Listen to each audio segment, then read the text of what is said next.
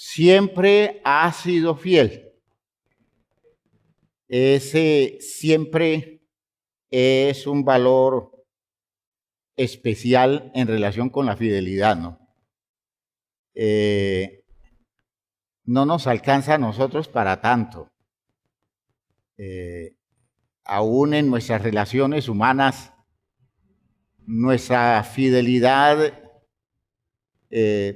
tiene límites porque a veces no podemos evitar ser torpes, no podemos evitar ser ignorantes y a veces cometemos actos de infidelidad en las acciones más nobles que nosotros podemos tener, porque difícilmente entendemos el derecho que tiene el otro, ¿no es cierto?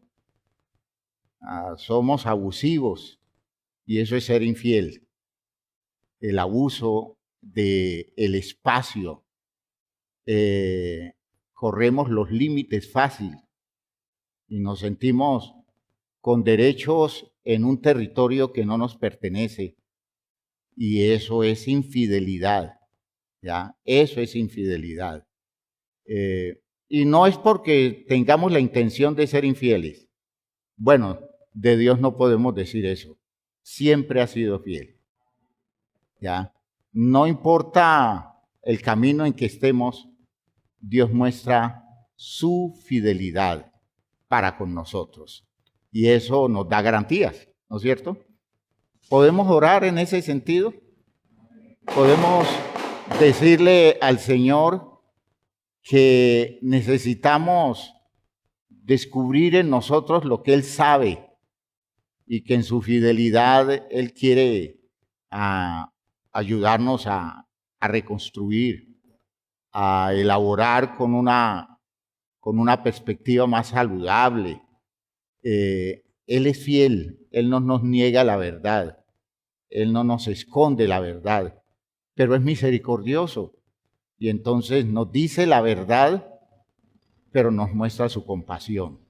Así que requerimos en esta noche que su palabra nos llegue, nos resuelva y que la fidelidad de Dios nos dé la oportunidad de descubrir cosas que nadie nos ha dicho. ¿Sí? Que nadie nos ha dicho.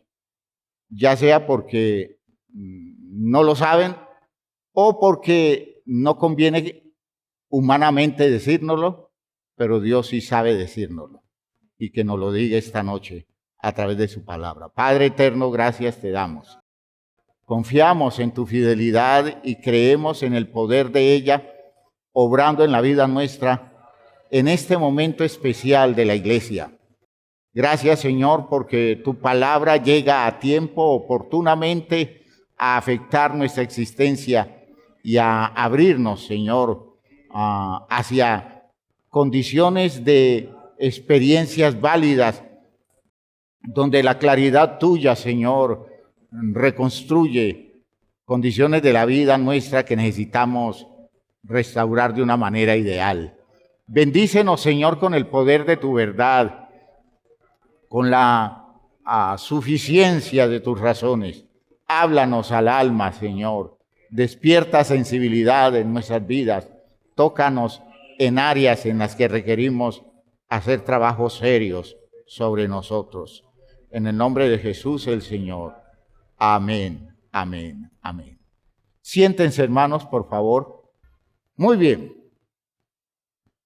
Estoy tratando de despertar una fuerte conciencia del valor que tiene uno darse cuenta la necesidad de trabajarse en aspectos de humildad y de mansedumbre.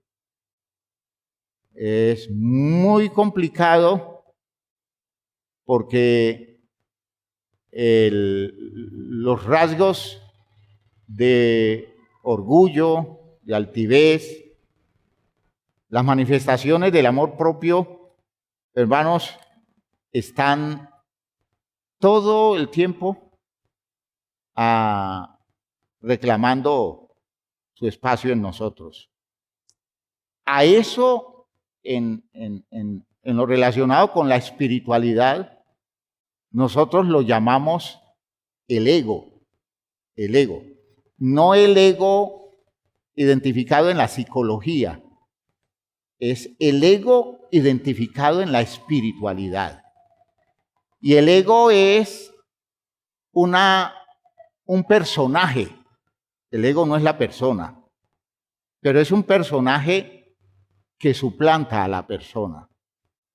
Y se toma todo el territorio del ser de la persona, reclamando, entre comillas, para ella derechos, méritos, privilegios y sacando ventajas, usurpando los espacios que se puede usurpar para darle un territorio amplio a lo que nosotros llamamos nuestra propia persona, y no es nuestra propia persona, sino aquella visión social, cultural que nosotros tenemos en relación con lo que nosotros somos. Es una visión que nos genera la cultura donde nosotros nos vemos como nos enseñan a vernos, que no es poder descubrirnos a nosotros mismos, sino a aprender a interpretarnos como nos dicen que debemos interpretarnos. El ego es una elaboración mentirosa, ¿no? Es decir, el ego es una interpretación que yo hago de mí mismo mentirosa, carente de objetividad, ignorante. El ego es lo más ignorante que existe, pero se la da de sabio. Es la idea de todo aquello que desarrollo para hacer prevalecer lo que yo digo que soy, porque me da angustia verme como que me colocan por debajo, me quitan mis méritos, me quitan mis derechos, juegan con mis posibilidades y me desprecian, me ignoran, me agreden. El ego es el que construye la autorreferencia. Y no he hablado todavía de la autorreferencia porque quiero dedicar una sección especial de la enseñanza alrededor de eso, porque es una patología brava, la autorreferencia. La persona que siente que todo lo que está sucediendo en relación con ella, ¿ya?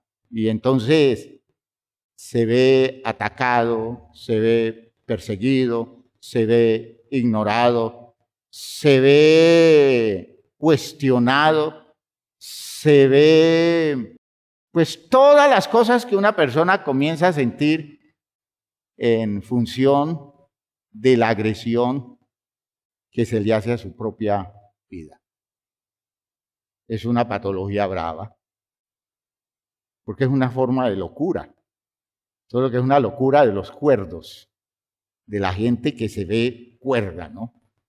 ¿Ya? Ese sentimiento de que me las están echando, ¿ya? Ese sentimiento, me las están echando, porque aunque sea así, darle tanta importancia a eso y convertirlo en un motivo de molestia y de frustración es una pobre visión de mi propia dignidad. ¿Ya? Cuando yo tengo que correr a defenderme de lo que están diciendo de mí, de lo que están tratando de hacer contra mí, cuando tengo que tomar esas posturas agresivas y digo yo, es que si yo no me defiendo, ¿quién me defiende? Cosas así por el estilo. Hermanos míos, es una condición muy enferma, muy enferma. Esas personas no tienen paz. Esas personas sufren y todo eso tiene que ver con sus complejos. Y los complejos se expresan por déficit o por, decíamos nosotros, por compensación, ¿no? El complejo por déficit es el que se ve inferior. El complejo por compensación es aquel que busca acentuar la importancia, su superioridad y sus virtudes frente a un medio, buscando que se le respete y se le dignifique. Todas esas cosas son patológicas. Todo eso es patológico. Sin embargo, social y culturalmente eso es normal. Y así vive la mayoría de la gente. Y así una persona dice que cree en Dios. Allí comienza a demostrarse la flaqueza de su fe. Porque no tiene sustrato real, no hay una cosa de creer válida, porque todavía no es capaz de, en lo mínimo, verse en la forma que debe verse. ¿Y cómo se debe ver? Como Dios lo ve.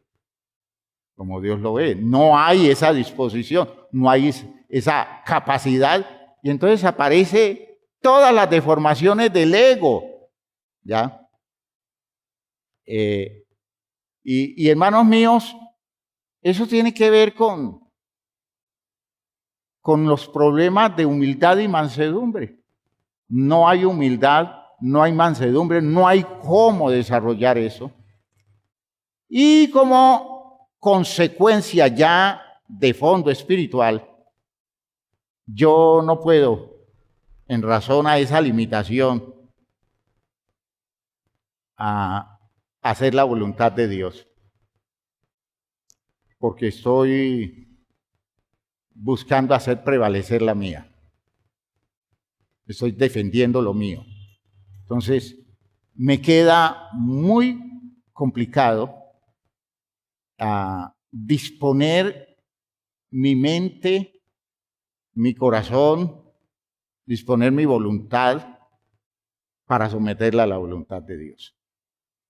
Porque no hay nada más importante que lo mío. ¿Ya? No hay nada más importante que lo mío.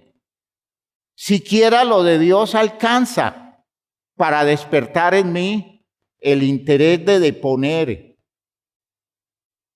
disposiciones y propuestas existenciales, de ponerlas para darle lugar a lo de Dios. El ego no lo permite.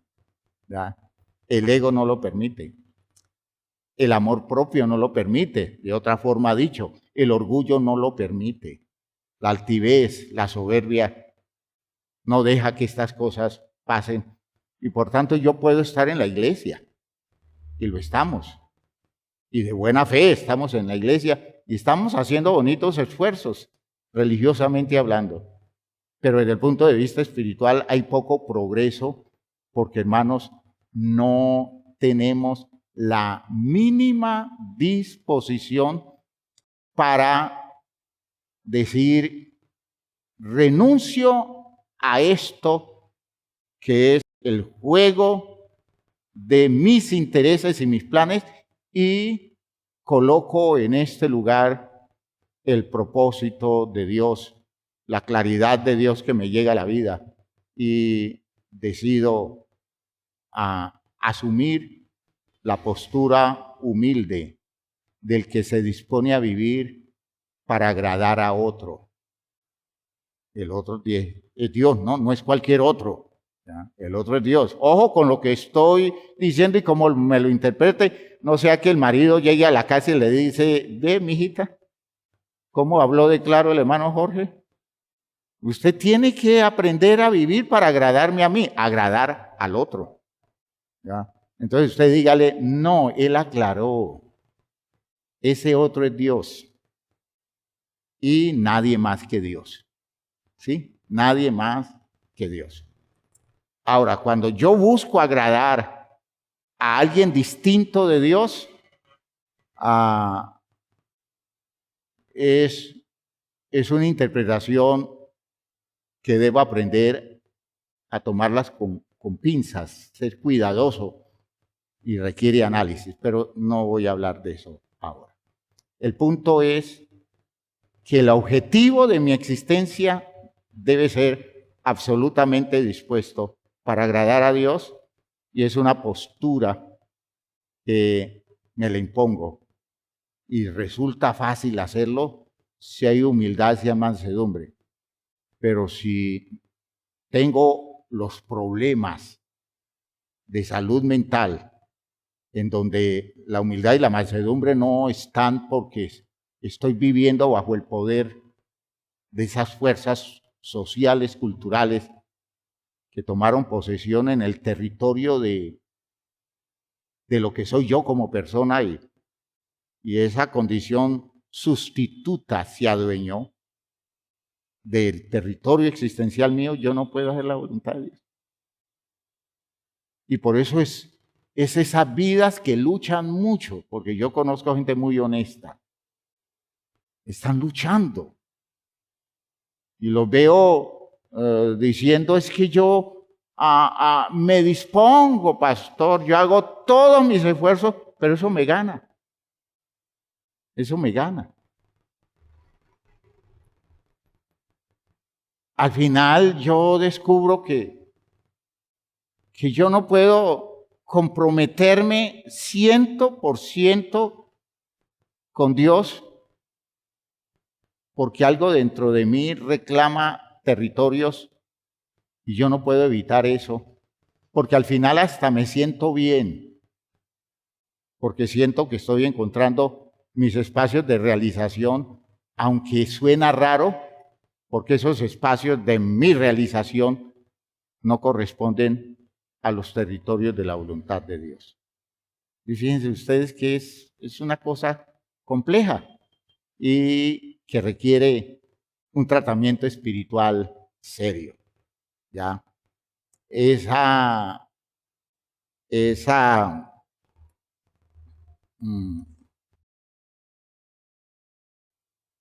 fuerzas no salen sino con un trabajo espiritual serio. Una cosa que nosotros debemos desarrollar, y de hecho es plan para la iglesia, nosotros debemos desarrollar ejercicios de orden espiritual. Debemos ejercitarnos espiritualmente, ¿ya? Nosotros debemos aprender a ponernos en disciplina, ¿ya? Lo que dice el apóstol Pablo hablando de él mismo, ¿no? Dice, es que yo mismo no me entrego con libertad a vivir de cualquier manera, porque yo someto a disciplina mi propio ser, ¿ya? Las condiciones internas mías, yo las someto a régimen. No vaya a ser que habiendo sido heraldo de otro, yo termine reprobado. Y eso es probable. Porque nosotros no ejercitamos lo espiritual. Es decir, nosotros, por ejemplo, yo les pregunto a ustedes, como ejercicio espiritual, ¿cuánto tiempo de oración sacamos? Solo como ejercicio espiritual, diciendo, este es mi ejercicio. Es decir, usted haciendo ejercicios para el cuerpo, muchas veces tiene buena disciplina y esa determinada hora y hace lo que tiene que hacer, los minutos, y es una hora, si es 2 horas, 2 horas, pero lo hace, y lo hace consistentemente unos días determinados. Eso es ejercicio físico. Usted intelectualmente hace lo mismo, ¿no? En cuestión de del ejercicio de su profesión usted perfecciona, y si es una persona que le gusta lo que hace, se perfecciona en lo que está haciendo con disciplina, con ejercicios. ¿Cuántos de nosotros que practicamos el cristianismo hemos entendido que yo debo ejercitarme en las lides espirituales para no ser sorprendido, para no perder la batalla cuando la tenga que enfrentar, o mejor, para que la estructura de mi vida me responda en las exigencias que necesariamente me van a llegar? Nosotros no entendemos eso así. Nosotros no entendemos eso así. ¿Con qué disciplina nosotros nos enfrentamos a la palabra de Dios? ¿Cuánto tiempo dedicamos nosotros al estudio, a la lectura, estudio de la palabra de Dios? Si somos capaces de leer diariamente un texto definido de la palabra de Dios. Y yo sé que eso no lo hacemos. Algunos lo hacen. Los felicito y yo sé que lo hacen con disciplina, porque se eximen de cosas, pierden el tiempo que usaban para otras cosas para centrarse en eso de la lectura del texto, tratando de encontrar algún sentido. ¿Nosotros somos disciplinados espiritualmente? No. No, nosotros somos anárquicos espiritualmente.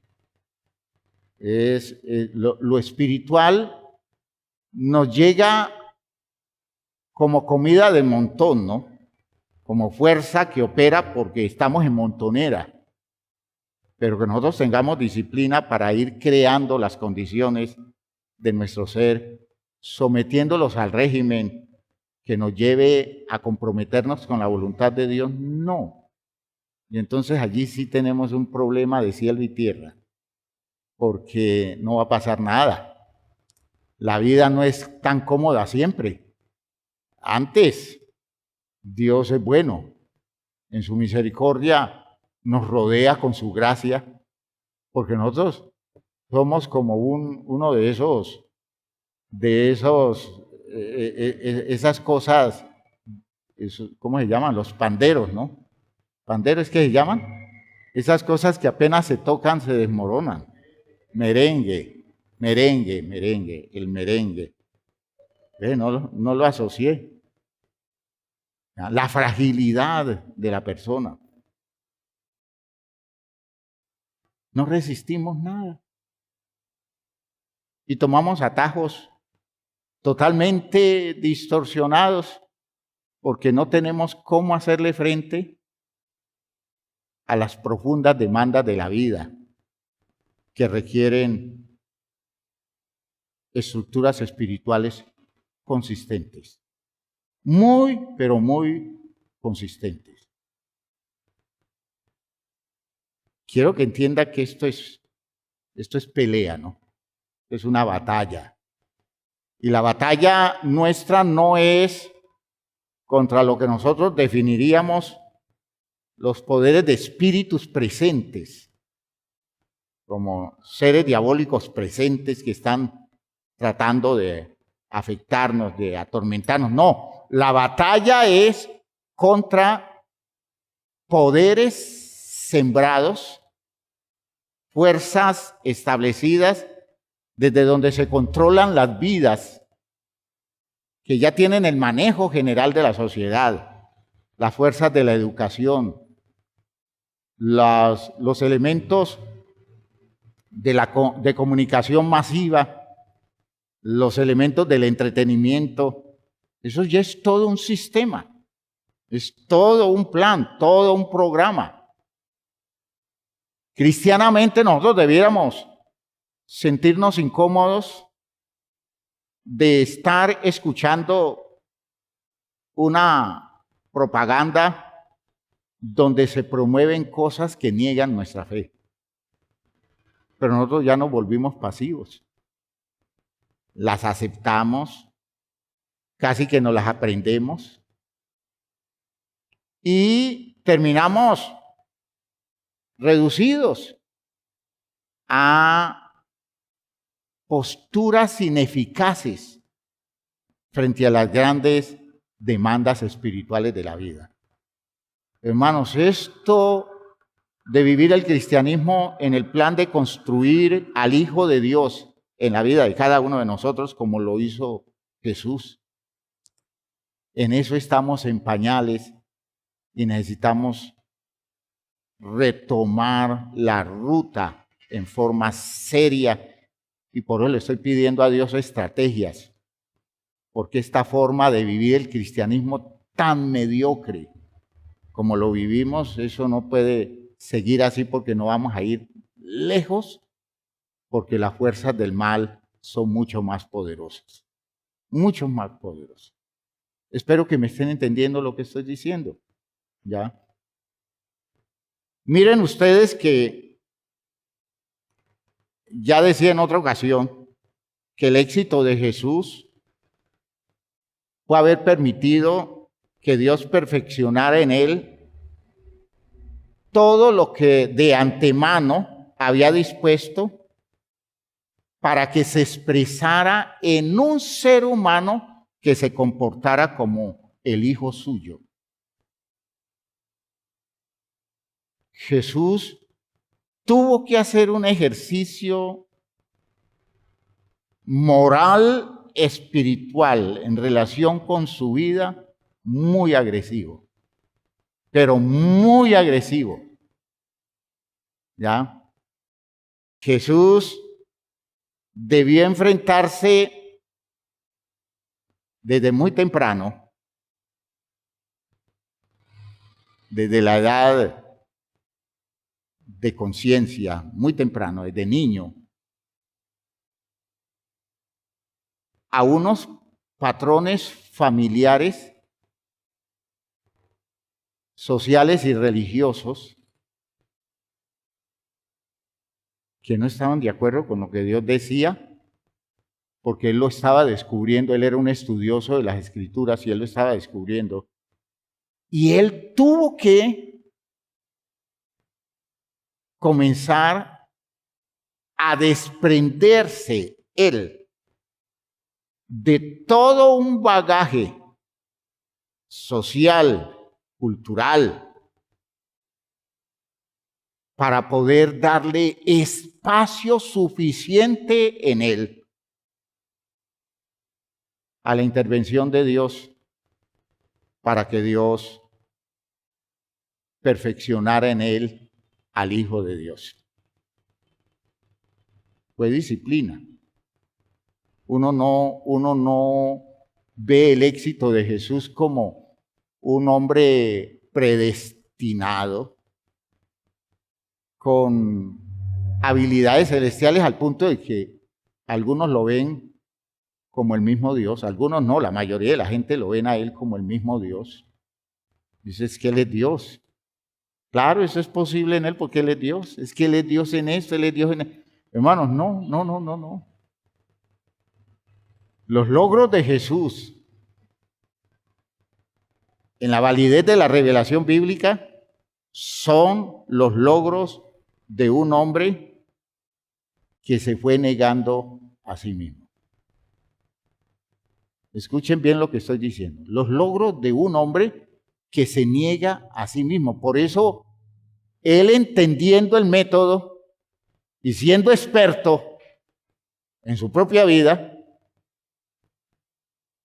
llegada la hora de encontrar discípulos, él les coloca la misma ruta, les plantea el mismo reto. Si alguno quiere venir en pos de mí, ¿qué dice? Niéguese a sí mismo y asuma la responsabilidad de su propia vida. Dos cosas fundamentales en el hecho de hacer la voluntad de Dios. Lo primero es quitarle el poder al ego. Oigan lo que estoy diciendo, quitarle el poder al ego. Negarse a sí mismo es renunciar al amor propio. Negarse a sí mismo es renunciar a salidas orgullosas, a salidas altivas. Negarse a sí mismo es aceptar que las cosas que quiere él no son las importantes, sino son esas las cosas que quiere Dios. Oigan lo que estoy diciendo, que lo que yo quiero no tiene ninguna importancia si eso que yo quiero no corresponde a lo que por revelación yo descubro que es lo que quiere Dios. Imagínense ustedes, negarse a sí mismo no es renunciar al ser propio, es renunciar a pretensiones que desconocen el propósito de Dios con su propia vida. ¿Lo he dicho bien? ¿Lo han entendido bien esa idea? ¿Ya? Entonces dice él, si alguno quiere venir en pos de mí, haga lo que yo hice. Eso es lo que él está diciendo. Haga lo que yo hice. ¿Qué fue lo primero?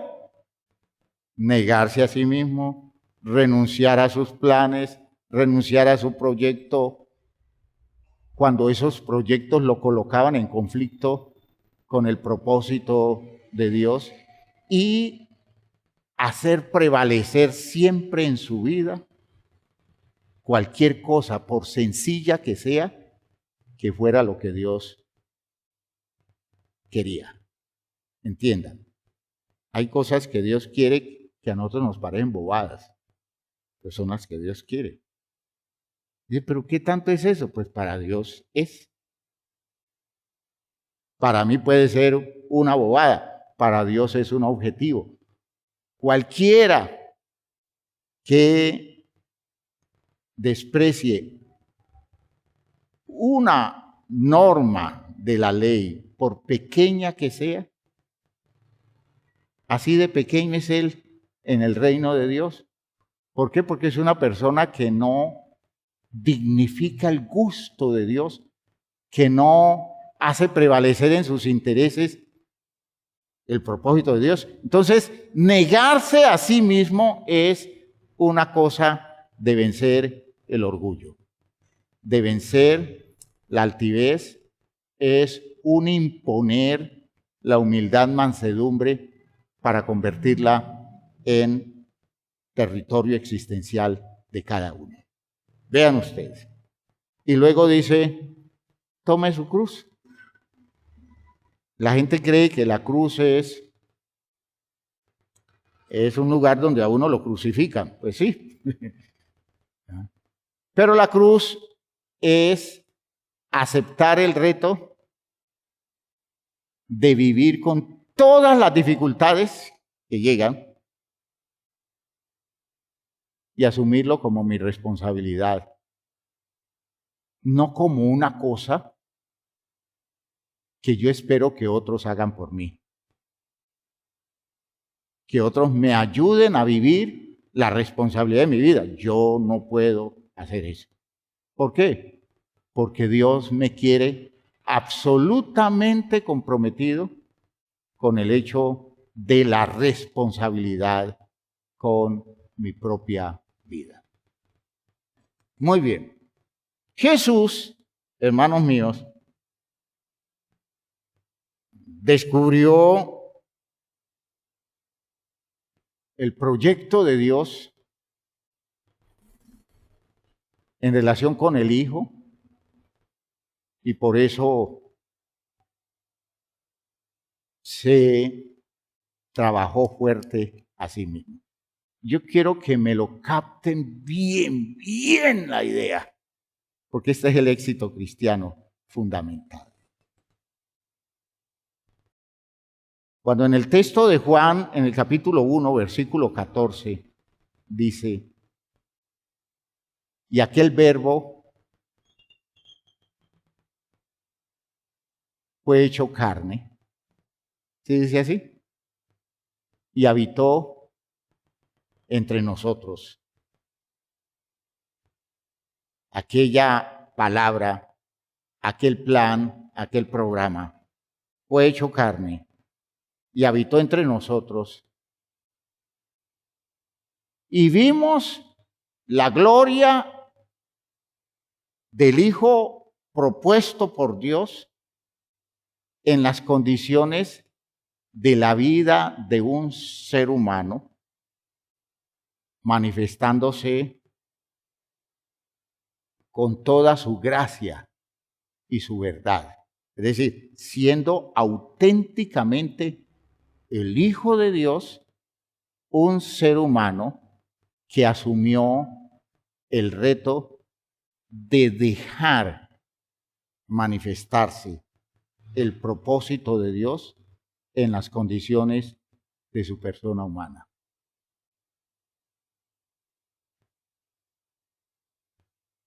Jesús llegó a ser el Hijo de Dios. Escuchen lo que estoy diciendo. Escuchen bien lo que estoy diciendo. Cáptenlo aquí en la mente y elabórenlo bien. Jesús llegó a ser el Hijo de Dios.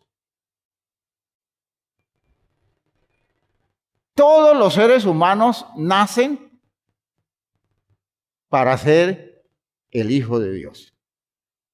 Solo que en las primeras de cambio de la existencia de cada ser humano comienzan a fallar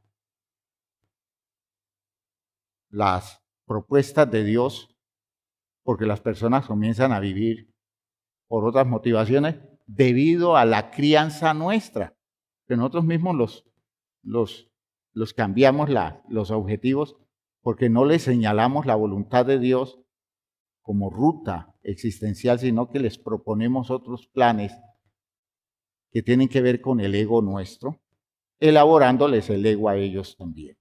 ¿Sí? Entonces, todo niño nace para ser un hijo de Dios. Todos los niños nacen para ser un hijo de Dios. Pero en los primeros años comienza a desviarse, y el proyecto se aborta en los seres humanos. Oigan lo que estoy diciendo, el proyecto se aborta. De modo que llegar a ser un hijo de Dios o el Hijo de Dios en la propuesta divina, con toda la demanda de renuncia, con toda la demanda del sacrificio, de hacer a un lado expectativas sembradas por formación cultural, formación social, por la educación, por los patrones sociofamiliares en los que se vive. Es una tarea brava que en Jesús se cumplió. De modo que ese verbo que se hace carne está diciendo es, el proyecto de Dios se cumplió idealmente en Jesús. Porque Él lo permitió totalmente. Jesús no permitió que abortara en Él el propósito eterno de Dios, sino que dijo, prefiero morirme antes que el Hijo de Dios no se revele en mí, no se exprese en mí. Y eso fue el compromiso que hizo Jesús, ya se lo dije anteriormente, en su bautismo. El bautismo de Jesús fue un compromiso con Dios. Como que el bautismo de Jesús no fue algo que por la metida en agua entonces Jesús terminó siendo reconocido por Dios. No, fue esa disposición que a la edad de 30 años, era un hombre que se venía trabajando y a la edad de 30 años Dios lo vio con una estructura y una formación tan ideal que dijo, este es mi hijo amado y en él tengo toda complacencia. Es decir, no es el hombre que llegó, creyó unas cositas, se hizo bautizar y salió el Hijo de Dios porque era el predestinado. No, es el hombre que llega ya después de un arduo trabajo existencial, de una formación demandante, exigente. Hermano, son 30 años de formación. Es una escuela de 30 años. Dios no le dice, este es mi hijo amado a los 5 años, ni al año de nacido. Todas esas historias que tienen que ver con los precedentes de Jesús son historias que se dan después del suceso, como tratando de entender que algo debió comenzar en Jesús desde que venía en el vientre de la mamá. Pero si Jesús fracasa, si Jesús no llega a ser el Hijo de Dios en el resultado de su trabajo, hubiera sido otro parroquiano que nació en Belén y se fue a vivir a Nazaret con sus familiares, y nada pasa como pasaron muchos y buenos hombres. Muchos y buenos hombres. No, cuando da el resultado final, es que todo el mundo dice, vea quién era, quién es él. Debimos conocerlo de antemano. De antemano no se conocía ni él mismo. Él debió ir desarrollando las cosas para ir alcanzando el mérito de su identificación como hijo de Dios. Espero que me estén entendiendo esto. Por eso, hermanos míos, el Verbo fue hecho carne y habitó entre nosotros y vimos su gloria. La vimos. Dice Juan, el evangelista, ¿cuándo la vio? ¿Cuándo vio su gloria? La gloria del Hijo de Dios, ¿cuándo la vio? ¿Cuándo la vio Juan?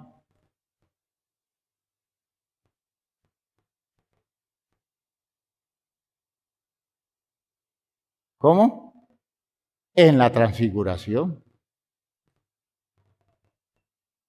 Fíjense que Juan da testimonio allí de lo que vio. ¿Ah? Y vimos su gloria. Gloria como la del unigénito del Padre, lleno de gracia y de verdad. Aleluya. ¿Sabe que Pedro, según la carta, le pasó lo mismo, no?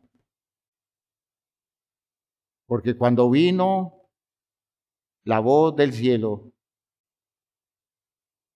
que escuchamos, nosotros vimos la gloria de él en el monte santo. De eso da testimonio Pedro. Es que ellos quedaron impactados, esos 3 discípulos quedaron impactados con esa identificación del Jesús que no habían visto, porque Jesús ya evidencia una gloria, porque el Hijo de Dios ya comenzó a manifestarse en unas dimensiones de perfeccionamiento creciente. ¿Y cuándo fue el momento más glorioso de la manifestación del Hijo de Dios? En Jesús. ¿Cuándo fue?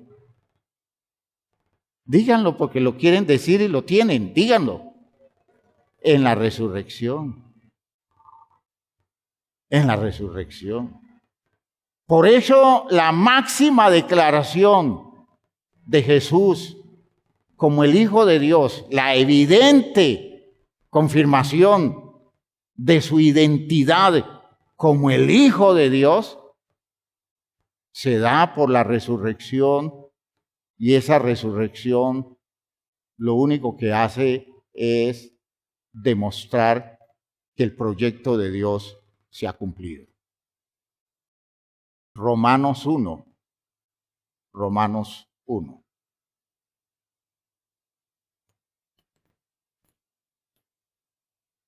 A mí me da angustia la forma como la religión le quitó el sentido heroico del hombre. Jesús me entristece. En el momento en que la religión lo hace Dios, en ese momento dejó de ser el hombre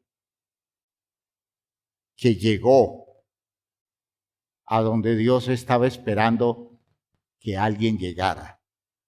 En ese momento.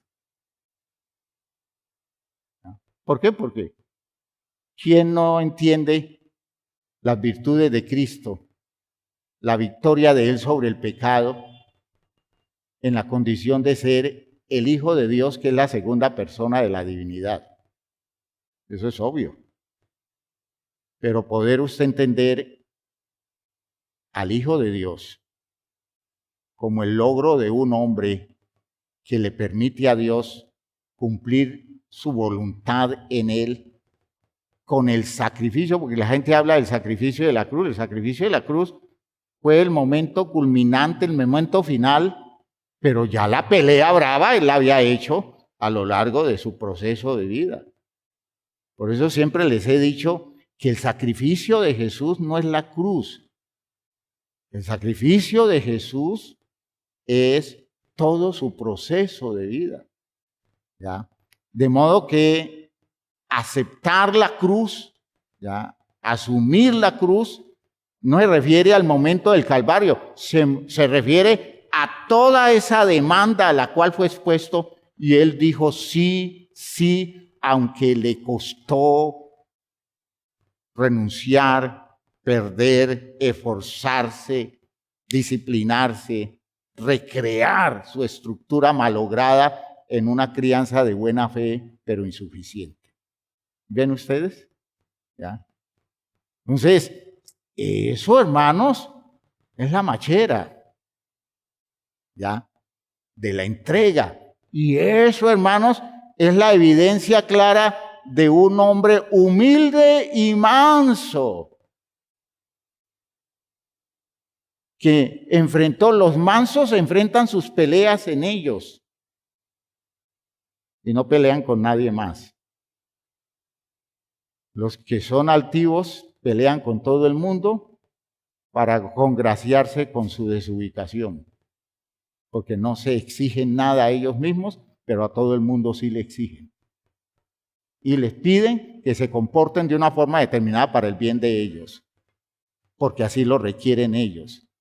El manso y humilde se trata duro a sí mismo para no tocarle la vida a los demás en función de sus propios intereses. Gloria a Dios.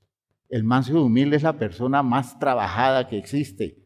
No es la persona atembada, no es el tontico, no es el que acepta todo pasivamente. No, es una persona que ha vivido la verdadera lucha interior, se ha enfrentado a sí mismo y le abrió espacios de posibilidades al propósito de Dios contra a veces su propio gusto, pero doblegando su gusto hasta volverlo insignificante.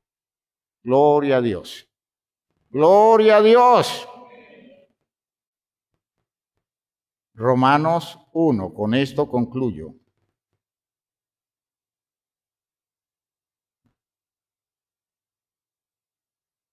Pablo, versículo 1, siervo de Jesucristo, llamado a ser apóstol, apartado para el evangelio de Dios, que él había prometido antes por sus profetas en las santas escrituras, acerca de su Hijo, nuestro Señor Jesucristo, que era del linaje de David según la carne, es decir, su origen era estrictamente humano.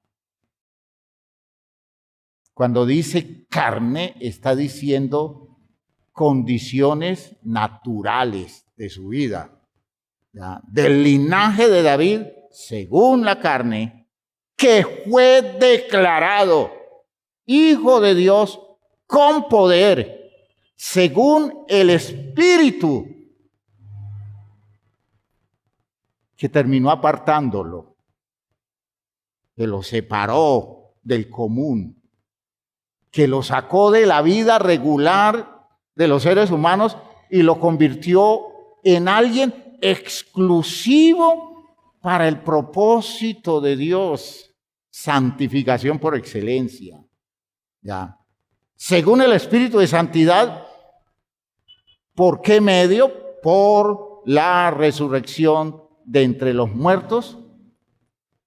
Y dice, por quien recibimos la gracia y el apostolado para la obediencia a la fe en todas las naciones por amor de su nombre. ¿Cuándo fue declarado Hijo de Dios? Hubo declaración previa en el bautismo. Hubo una declaración. ¿Cuándo hubo otra declaración? En la transfiguración hubo otra declaración donde Dios dijo, Él es mi hijo, este es mi hijo. Lo identifico y lo dijo a oídos de alguien para dar testimonio y hacer testigos. Juan el Bautista en el bautismo, los 3 discípulos en el monte de la transfiguración.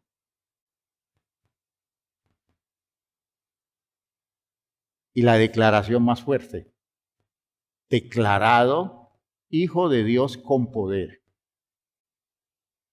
según el Espíritu de Santidad, en el momento en que resucitó de los muertos. Es decir, Dios le dio el espaldarazo a Jesús y dijo, a mi hijo yo le doy todo el derecho a la vida. Fue la confirmación de que Dios había declarado a Jesús su Hijo unigénito.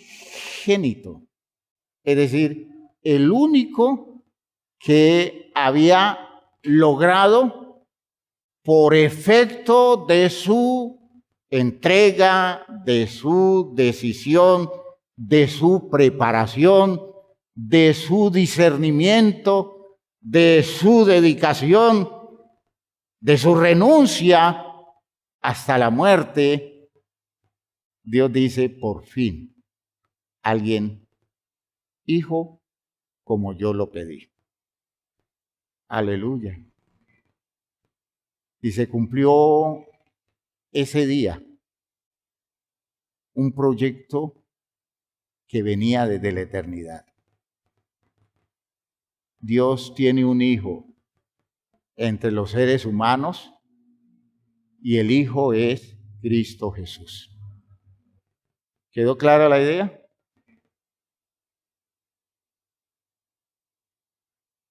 ¿Me están oyendo, hermanos míos? ¿A quién le costó eso? Ese logro, ¿a quién le costó? ¿Ah? ¿Quién pagó el precio por ese logro? ¿Quién? Jesús. No le dé miedo. No le dé miedo. Es una conquista. Es un logro. Porque así tenía que ser. Cuando nosotros hablamos de la gracia, nosotros desconocemos que la gracia es el mismo proyecto. Todo el programa es gracia de Dios, porque Dios nos escogió para ser sus hijos. Cuando en creación éramos simples criaturas, Dios nos escoge para ser sus hijos, y eso es gracia. Pero eso no quiere decir que eso nos llega así como sin ninguna demanda, sin ninguna exigencia. No, hermanos, eso quiere decir que nosotros debemos entregar todas las posibilidades de nuestra vida a ese objetivo, y ese es nuestro fracaso. Pero allí es donde estuvo la gloria de Cristo. Su victoria fue su consistencia, fue haberse vencido al mismo, fue haberse desarrollado con la disciplina extrema, fue haber tenido la disposición, la entrega, la dedicación, para que ningún argumento de la propuesta de Dios para con el Hijo perdiera sentido en él. ¿Quedó claro? ¿Será grande Jesús? Ahora entiende por qué Jesús es el Señor nuestro. Ahora entiende por qué lo honramos, por qué le rendimos culto. No lo adoramos porque si se hubiera atrevido a pedir adoración, hubiera sido Satanás. Por tanto, habría fracasado. Él renunció a reclamar derechos, a reclamar méritos, a pedir trato especial, porque toda la gloria se la entregó a su Dios. Gloria a Dios. Jesús es su Señor, porque Jesús es aquel que le dice que un ser humano sí puede hacer la voluntad de Dios. Y luego Él le dice a usted, si usted quiere, yo lo ayudo. Le entrego todo lo que yo tengo. Le doy mi experiencia, le doy mi conocimiento y le doy mi poder, porque por esto el Padre me dio el poder del Hijo, y el poder del Hijo es el derecho de gobernar toda esta creación y todos los recursos provistos para el desarrollo de esta creación. Poderes que se manifestaron en lo que ya existe, poder que está oculto para nosotros porque viene para lo que viene más adelante, y todo ese poder fue depositado en los territorios de la administración de Cristo Jesús. Y dijo, eso lo tengo para ustedes, para que ustedes puedan potencializar sus vidas y alcanzar el logro de permitirle a Dios perfeccionar al Hijo en ustedes. Ese poder se llama Espíritu de Cristo. Ese poder se llama el poder de la palabra, el poder de la verdad, muchos nombres. Pero por favor entienda que hay recursos, pero debe haber disposición. Dejemos allí. Van captando el orden de la idea, ¿no es cierto? Espero que sí. Y ustedes me dirán, el hermano Jorge como que le da vueltas a las cosas. Es que yo quiero que vayan encontrando el origen de todo esto, porque esto es, primero, esta es la teología de la iglesia. Y en segundo lugar, este es el recurso de la iglesia. Estas son las posibilidades de la iglesia para su conquista definitiva, que se pueda decir que en usted y en mí el Hijo de Dios se está perfeccionando. Gloria a Dios. Pónganse de pie, por favor.